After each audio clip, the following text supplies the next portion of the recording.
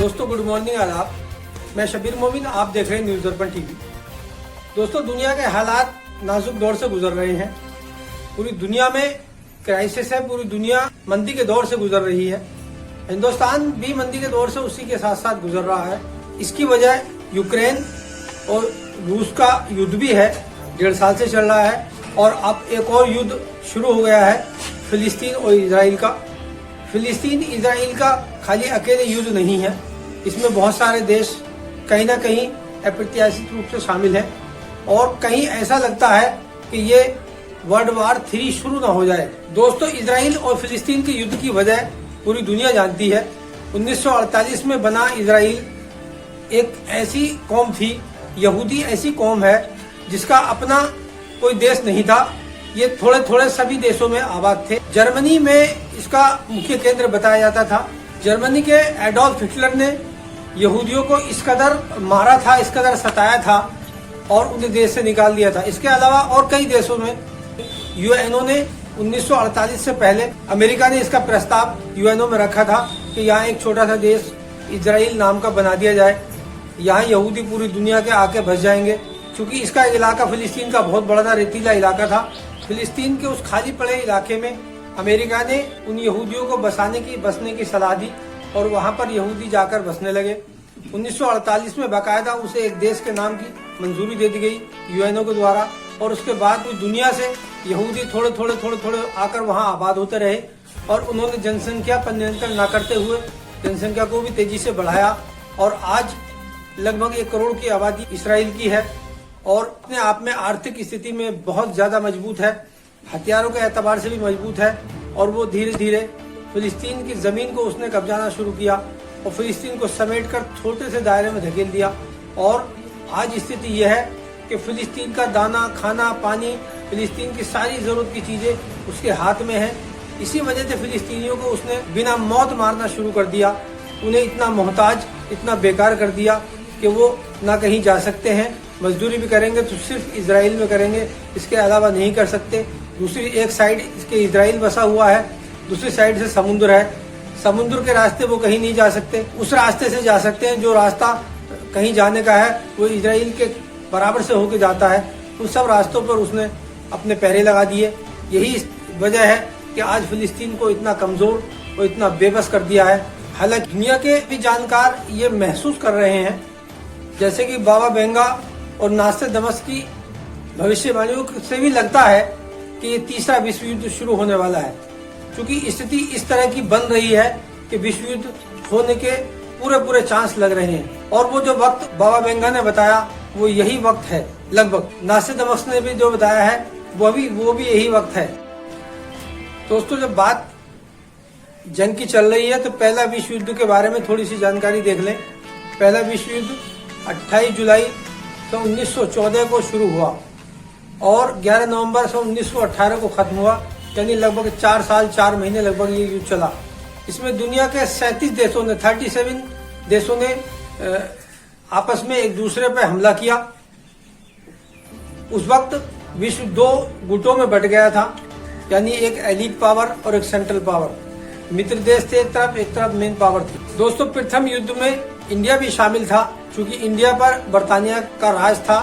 बर्तानिया India पर हुकूमत करता था और बर्तानिया सीधे शामिल था, इसलिए भारत भी इस युद्ध में शामिल था। दोस्तों प्रथम युद्ध से पहले जर्मनी एक बहुत बड़ी ताकत थी, सैन्य ताकत थी, आर्थिक ताकत। जर्मनी की विस्तारवादी नीति से आसपास के देश बहुत परेशान थे। ये भी वजह प्रथम विश्व युद्ध की रही कि जर्मनी को इसमें बहुत ज्यादा नुकसान हुआ था। जर्मनी के बहुत सैनिक मारे गए थे। बताते हैं कि जर्मनी में इतना नुकसान हुआ था कि वहाँ मेल की तादाद बहुत ज्यादा कम हो गई थी कि व्यक्ति पर वहाँ 3 से 4 महिलाएं आ रही थी। हालांकि दूसरे विश्व युद्ध का कारण भी जर्मनी ही बना, क्योंकि उस युद्ध में एक सैनिक जर्मनी का घायल हो गया था, जिसे बर्तानिया के एक सैनिक ने बताया था। जर्मनी की सत्ता पर जब हिटलर बैठा, फिर उसने बहुत तेजी के साथ लोगों से मारपीट शुरू कर दी, अपना प्रभुत्व जमाना शुरू कर दिया। हिटलर को दुनिया आज जानती है हिटलर कितना क्रूर था। यहूदियों का सबसे बड़ा दुश्मन हिटलर था। जर्मनी से यहूदियों का सफाया कर दिया था। बताते हैं कि 2 लाख यहूदी हिटलर ने एक ही दिन में मार दिए थे। वहाँ से जो बचकर भाग लिए, अपनी जान बचाकर इधर उधर भाग लिए, वो यहाँ पर आकर इकट्ठा हो गए फिलिस्तीन में। मैदानी इलाका था वहां पर, और धीरे धीरे वो वहां पर आबाद हो गए। 1948 अमेरिका की मदद से उसे एक छोटा सा नाम इजराइल रखकर, दोस्तों बहुत दिन के जुल्म सितम सहने के बाद धीरे धीरे फिलिस्तीन में हमास के लड़ाके जंग की तैयारी करते रहे, और महीने की 7 तारीख को उनका सब्र का बांध टूट गया और उन्होंने 5000 से ज्यादा रॉकेट पर सुबह के टाइम हमला इसराइल पे कर दिया, जबकि वो सोकर भी नहीं उठे थे। एक पार्टी पर उन्होंने हमला किया और उसके बाद उसमें लगभग 250 से 300 लोग उस एक ही हमले में मारे गए। उसके बाद इसराइल बौखला गया, फुट पर आ गया। इतने बड़े हमले से अचानक कोई भी देश घबरा जाता है। हालांकि मात्र 1 करोड़ की आबादी वाला इसराइल। दोस्तों दोनों देशों में अब तक जो लोग मारे जा चुके हैं उनकी संख्या हालांकि आधिकारिक रूप से 2500 3000 बता रहे हैं, लेकिन 10,000 से ज्यादा है। और दोनों देश घमासान लड़ाई में उतरे हुए हैं। हमास के साथ साथ हिजबुल्लाह भी अब मैदान में कूद गया है। उसके साथ साथ ईरान ने भी हमास को समर्थन के लिए कह दिया है, और कहीं न कहीं तुर्क मौन रूप से उसके साथ दिखाई देता है। सऊदी अरब भी उसके साथ दिखाई देता है, लेकिन सऊदी अरब का कोई आधिकारिक बयान नहीं आया। हालांकि तुर्की ने कह दिया है कि हम नजर रखे हुए हैं। जनमानस की इतनी बड़ी हानि से पूरी दुनिया स्तब्ध है। यूएनओ ने भी तुरंत कार्रवाई रोकने के लिए इजराइल से कहा है कि दोनों देश शांति से बैठकर बात करें। हालांकि मिस्र ने दोनों देशों के मध्य बातचीत कराने की कोशिश की है, बातचीत चल रही है मिस्र के द्वारा। स्थिति कहां तक जाके पहुंचती है। हमास के लड़ाकों ने प्रधानमंत्री नेतन्याहू के भतीजे के बेटे को उठाकर ले गए। हालांकि इजरायली सेना का कहना है कि उन्होंने हमारे 300 से ज्यादा नागरिकों को अगवा कर रखा है। हमास के लड़ाकों का कहना है कि हमारे 5000 से ज्यादा फिलिस्तीन के नागरिक इजराइल की जेलों में बंद है। जब तक इजराइल नागरिकों को नहीं छोड़ेगा हम उन्हें नहीं छोड़ेंगे, और हम उन्हें उनका लाइव वीडियो दिखाकर हम उनका कत्ल करते रहेंगे। इजराइल गाजा पट्टी पर हवाई हमले जब तक बंद नहीं कर देता, जब तक कोई वार्ता नहीं होगी, कोई बात नहीं होगी। हिजबुल्लाह को आप जानते हैं लेबनान का एक गुट है, वो बड़ा मजबूत गुट है। उसके पास अपने हथियार भी हैं, सैनिक ताकत है। हिजबुल्लाह भी उसके साथ साथ है। हम आपको बता दें फिलिस्तीन के अंदर 2 गुट हैं। जैसे यहाँ 2 राजनीतिक पार्टी होती हैं, ऐसे ही वहाँ पर 2 गुट हैं, हमास और अल फतह। हमास इलेक्शन में वहाँ पर जीत गया, अल फतह हार गया। लेकिन अब बताते ये हैं कि अल फतह ने हमास से हाथ मिला लिया है और अपने देश की आज़ादी के लिए, किबला अव्वल की आज़ादी के लिए, मस्जिद अक्सा की आज़ादी के लिए अब अल फतह भी हमास के साथ है।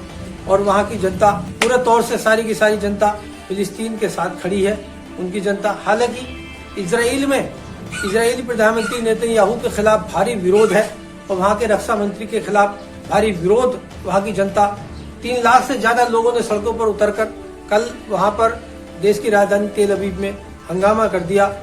देश के अंदर ही प्रधानमंत्री और रक्षा मंत्री के खिलाफ इतना बड़ा बवाल, इतना बड़ा अभियान छेड़ देना, ये कहीं ना कहीं नेतन्याहू की नींद उड़ा देगा। इस स्थिति से अमेरिका भी परेशान है, क्योंकि अमेरिका कहीं ना कहीं पूरे तौर से इजराइल के साथ है, इजराइल को सपोर्ट करता है।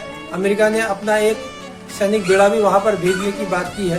हालांकि वो बेड़ा अभी वहां पहुंचा नहीं है, बहुत ज्यादा गंभीर है। अगर ये लड़ाई आगे बढ़ी तो तीसरा विश्व युद्ध होना तय है। और इस विश्व युद्ध में कितने लोगों की जान जाएंगी, कितने लोग मारे जाएंगे, लड़ाई की वजह होते हैं दोस्तों इसराइल। लेकिन देश एक दूसरे पर लगातार छींटाकशी करने पर लगे हुए हैं, पूरी दुनिया में इसका जिक्र हो रहा है। हालांकि प्रधानमंत्री मोदी ने कहीं ना कहीं इसराइल का समर्थन किया है, लेकिन WC की मीटिंग में इंडिया गठबंधन ने फिलिस्तीन को अपना साथी बताया है, इनका समर्थन देने का ऐलान किया है। 2024 के लोकसभा चुनाव 3-4 महीने के बाद होने हैं। इससे भी बड़ा भारी फर्क पड़ने वाला है। अगर चुनाव में दोनों गुट आमने सामने हैं, इंडिया और एनडीए गठबंधन के साथ साथ तीसरा मोर्चा हालांकि अभी नहीं बना है, मायावती इससे बाहर है, ओवैसी इस गठबंधन से बाहर है। लेकिन बताते हैं कि मायावती से लगातार इंडिया गठबंधन के नेताओं की बात चल रही है। ये गठबंधन होता या नहीं होता, ये बात की बात है। फिलहाल फिलिस्तीन इजराइल की लड़ाई में ज्यादातर जनता भारत की किसके साथ है, ये सोचना होगा, और हमें आपकी राय का इंतजार रहेगा। दोस्तों हमारे फेसबुक पेज को